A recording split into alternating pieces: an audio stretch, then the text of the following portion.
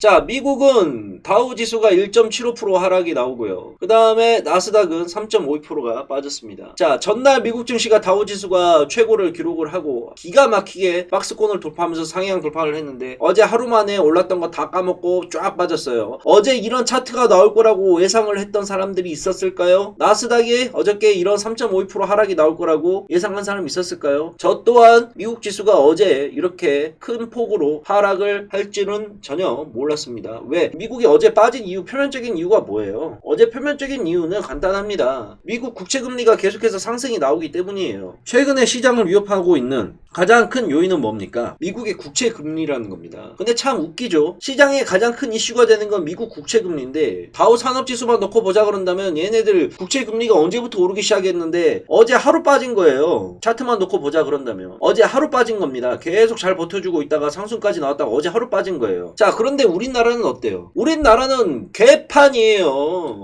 우리나라 코스피 지수 한번 보세요. 코스피 보세요. 언제부터 시작됐어요? 이때부터 시작돼가지고 오늘까지 계속 변동폭이 생기는 겁니다. 미국 지수 어제 하루 빠졌습니다. 다우지수. 그 반면에 대한민국 증시 1월 11일부터 고점 찍고 나서부터 지금까지 하루도 편한 날이 없이 오르락내리락 변동폭이 엄청 심해요. 자고 일어나면 올라가 있고 자고 일어나면 또 떨어져 있고 하루는 웃고 하루는 울고 쌩 난리도 이런 쌩 난리가 없습니다. 미국은 이랬는데 어제 하루 빠진 거예요. 결국 미국은 놓고 보면 국채금리, 미국 국채금리가 상승한다는 이슈가 언제부터 나온 건데 왜 그거는 우리밖에 적용이 안 되는 거냐고. 미국은 이제 하루 빠졌는데 어제 덕분에 미국 국채금리가 어저께 좀 상승이 큰 폭으로 나왔어요. 그러다 보니까 기술주하고 성장주 중심의 나스닥은 하락폭이 좀 크게 발생을 했습니다. 그래 봤자 얘네들 올라간 거에서 전저점까지 빠진 것밖에 안 돼요. 그림이. 결국에는 미국의 국채금리라는 건 상승이라는 거는 허울뿐인 겁니다. 미국의 국채금리 때문에 지수가 변동폭이 심해지고 빠지고 뭐하고 하는 거는 그냥 표면적인 이유인 거고 이것 때문에 직접적인 타격을 입는 건 저는 아니라고 봐요.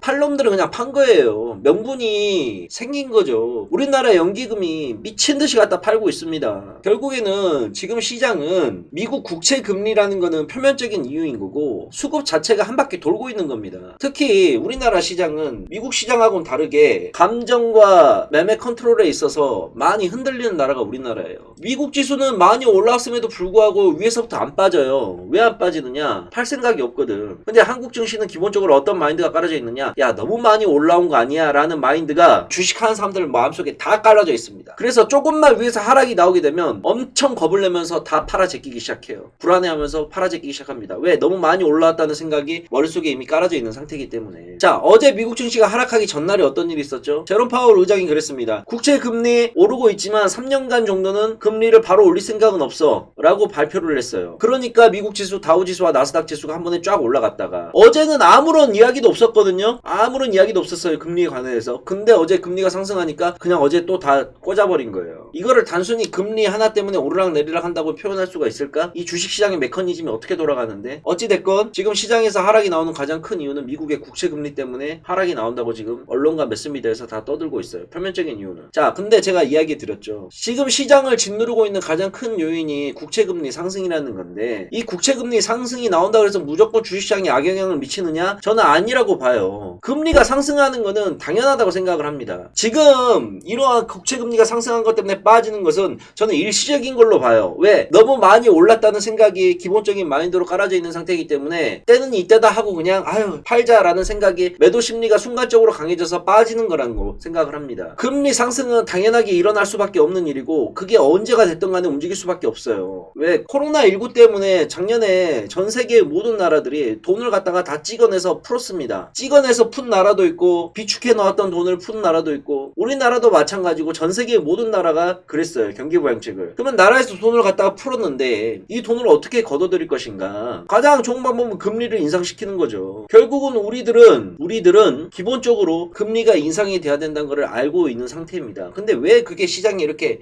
훅 나오냐고. 결국에는 이거는 단기적인 하락의 요인밖에 저는 생각하지 않는다는 거예요. 작년 12월부터 제가 이야기를 드렸습니다. 2월과 3월 시장 자체는 굉장히 혼잡하고 어려운 시기가 될 것이다. 왜 그런다고 제가 얘기를 했었습니까? 감사 시즌 걸려있지. 그리고 전 세계에 백신이 보급하기 시작하게 되면 경제가 회복될 거라는 기대감 때문에 시장이 올랐다면 실질적으로 백신이 보급되기 시작하게 되면 그 기대감이 사라지는 거기 때문에 매수와 매도가 팽팽히 맞서지는 복잡한 난세가 이루어질 것이다 라고 제가 작년 12월 달부터 얘기를 했습니다. 2월과 3월은 그런 시장이 이루어질 것이라고. 그대로 되고 있잖아요. 자, 그러면 우리가 결국에는 2월과 3월의 시장은 결국에는 버텨야 되는 장이라고 저는 보고 있어요. 2월과 3월이 끝나고 꽃피는 봄이 4월이 오게 되면 지금의 구간의 조정과 이 복잡한 난세를 정리하고 시장은 다시 우상향으로 충분히 올라갈 수 있는 그림을 만들어 놓을 거라고 생각을 하고 있습니다. 결국에는 어제 하루 떨어져서 어제 하루 반짝 상승이 나와서 좋아했던 거 오늘 또 다 까먹으니까 다들 울상이 됐을 거예요. 지금 시장의 상승 종목이 250개예요. 하락 종목이 2000개고 하락 종목이 상승 종목보다 무려 한 10배가 더 많습니다. 여러분들 계좌 지금 전부 다 파란 구간이에요. 파란 구간일 수밖에 없지. 전 종목이 갖다 다 작살나고 있는데 지금은 하락을 즐겨야 될 때라는 거고. 그리고 딱 팽이 얘기를 했잖아. 모든 그림을 다 짜놓고 매매 전략을 일단 짜놓고 만약에 2940 원래는 3000이었는데 제가 좀 더 내렸어요. 2940까지 1차 지지선을. 변동폭이 지금 너무 크기 때문에 2940을 보고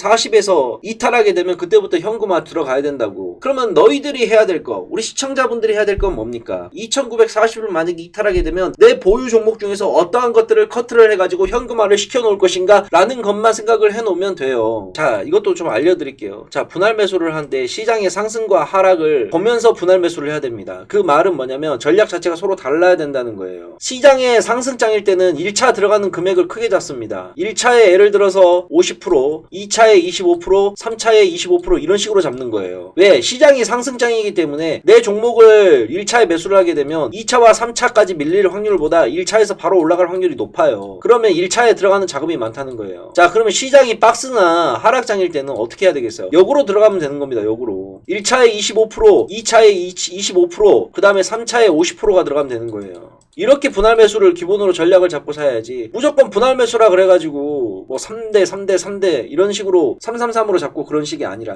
이해 가십니까? 자, 어찌됐건 지수가 빠진다 그래서 너무 심려할 필요 없고 매뉴얼대로만 진행을 좀 해주시라. 아시겠죠? 그렇게만 좀 시장을 보면 될 것 같습니다. 이 또한 지나가리라. 결국에는 시간을 돌이켜서 보게 되면 시장 자체는 크게 문제가 될 거는 없는 상태이다. 정말 조심해야 되는 거는 940선 깨지게 되면 그때 조금 현금화 좀 시키면서 가야 돼요. 아시겠죠?